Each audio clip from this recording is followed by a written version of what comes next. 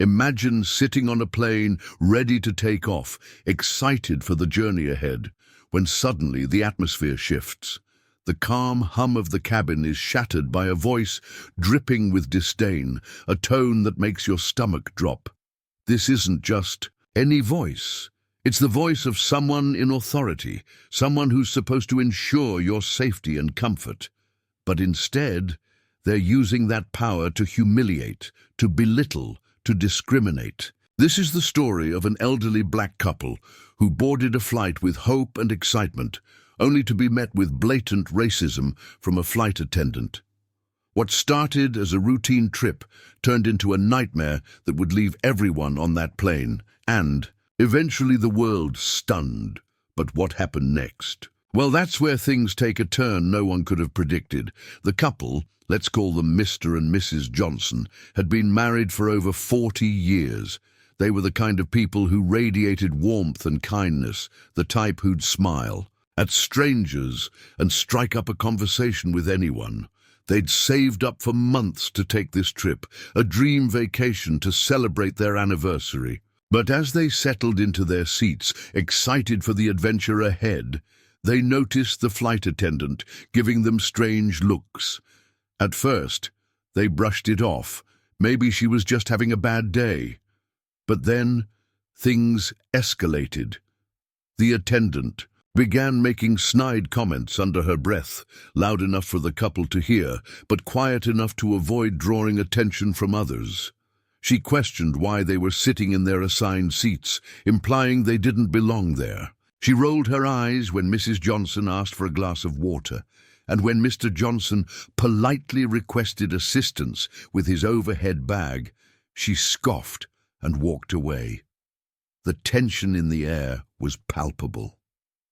Other passengers began to notice, exchanging uneasy glances, but no one said anything. Not yet. The Johnsons, determined not to let this ruin their trip, tried to stay calm. They'd faced discrimination before, and while it never got easier, they'd learned to pick their battles. But this time it felt different. This time, the disrespect was so blatant, so public, that it was impossible to ignore. And then, the flight attendant crossed a line. In front of the entire cabin, she accused the couple of being disruptive, of causing trouble, when all they'd done was exist. Her words were sharp, her tone venomous. The Johnsons were stunned. They looked around, hoping someone would speak up, but the cabin remained silent. That's when something unexpected happened. A young woman a few rows back stood up. She'd been watching the entire interaction, her anger growing with every passing moment. She wasn't someone who usually made a scene, but this was too much. She walked over to the Johnsons, introduced herself, and calmly but firmly confronted the flight attendant. "What you're doing is wrong," she said, her voice steady but filled with emotion. "These people have done nothing to deserve this treatment." The flight attendant, caught off guard, tried to defend herself, but the young woman wasn't having it. She turned to the rest of the passengers and asked, "Are we really going to sit here and let this happen?" And that's when the cabin erupted. What followed was a wave of support for the Johnsons that no one could have anticipated. Passengers began speaking up one by one, sharing their outrage at what they'd witnessed. Some recorded the interaction on their phones, while others demanded to speak to the pilot. The flight attendant, realizing she'd lost control of the situation, tried to backtrack, but it was too late. The damage had been done. The Johnsons, overwhelmed by the sudden outpouring of support, felt a mix of emotions: gratitude, relief, but also sadness that it had come to this. As the plane prepared for takeoff, the atmosphere was tense, the air thick with unresolved tension. What would happen next? Would the flight attendant face consequences? Would the airline address the incident? And most importantly, how would the Johnsons move forward after such a public humiliation? This story is far from over. What happened on that flight was just the beginning. The aftermath would shock everyone, from the passengers to the airline, to the millions of people who would later hear about it online. But for now, the plane is in the air, and the Johnsons are left to process what just happened. The young woman who stood up for them sits nearby, her mind racing with thoughts of what she's just witnessed. The flight attendant, now silent, avoids eye contact with everyone, and the rest of the passengers, they're left wondering how something like this could happen in 2023. But one thing's for sure, this story isn't going away anytime soon. What happens next will leave you speechless. Stay tuned. As the plane soared through the sky, the cabin remained eerily quiet, the kind of silence that feels heavy, like the calm before a storm. The Johnsons sat in their seats, holding hands, their faces a mix of exhaustion and disbelief. Mrs. Johnson stared out the window, watching the clouds drift by, while Mr. Johnson kept his eyes fixed on the seat in front of him, his jaw tight. They'd been through so much in their lives, decades of challenges, triumphs and hardships, but this felt like a new low. They couldn't shake the feeling of being targeted, of being made to feel small in front of a plane full of strangers. And yet, amidst the pain, there was a glimmer of hope. The young woman who'd stood up for them, her name was Emily, had given them a small smile before returning to her seat. It was a tiny gesture, but it meant the world to them. Emily, meanwhile, was replaying the scene in her mind over and over. She wasn't someone who usually got involved in confrontations. In fact, she hated conflict, but something about the way the flight attendant had treated the Johnsons had ignited a fire in her. Maybe it was the way the couple reminded her of her own grandparents, or maybe it was the sheer injustice of it all. Whatever it was, she couldn't stay silent. Now, sitting in her seat, she felt a mix of pride and anxiety. She'd done the right thing, but what would happen next? Would the flight attendant retaliate? Would the airline take any action?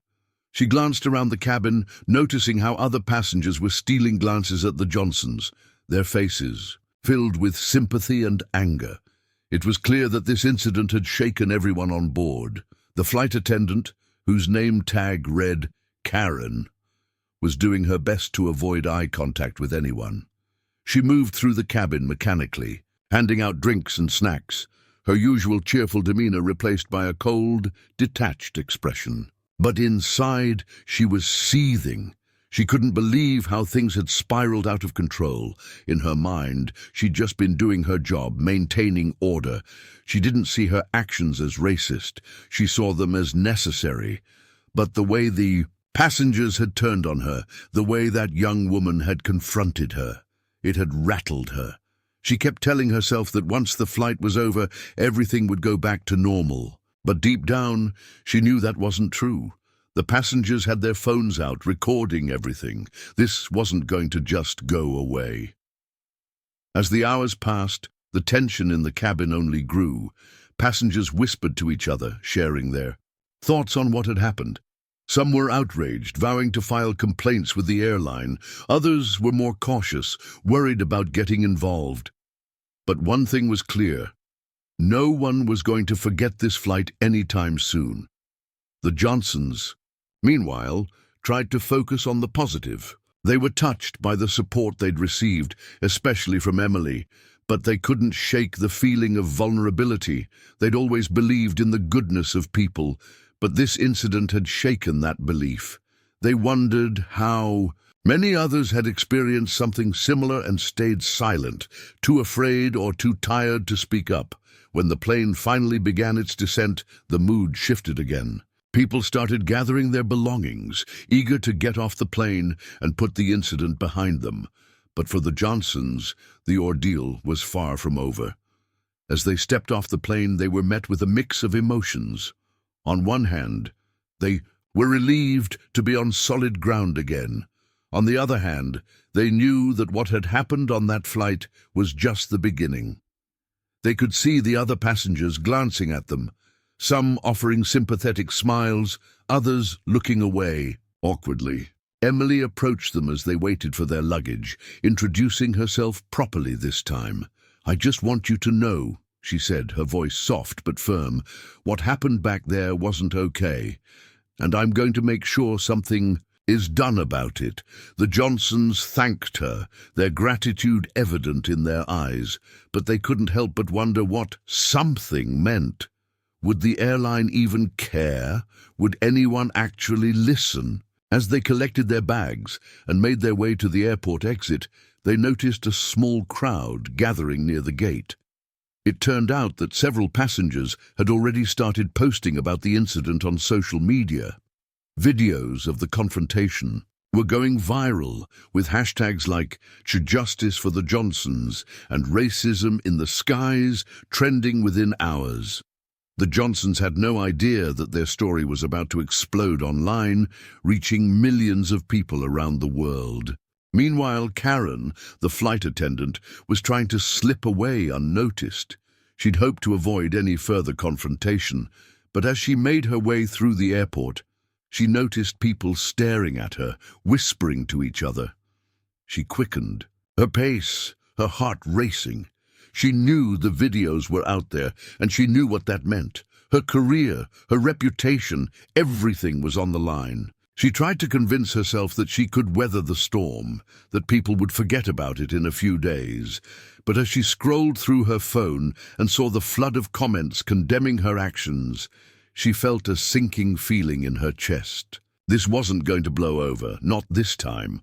Back at the airport, the Johnsons were approached by a reporter. A young man with a camera and a microphone. He introduced himself as Alex from a local news station.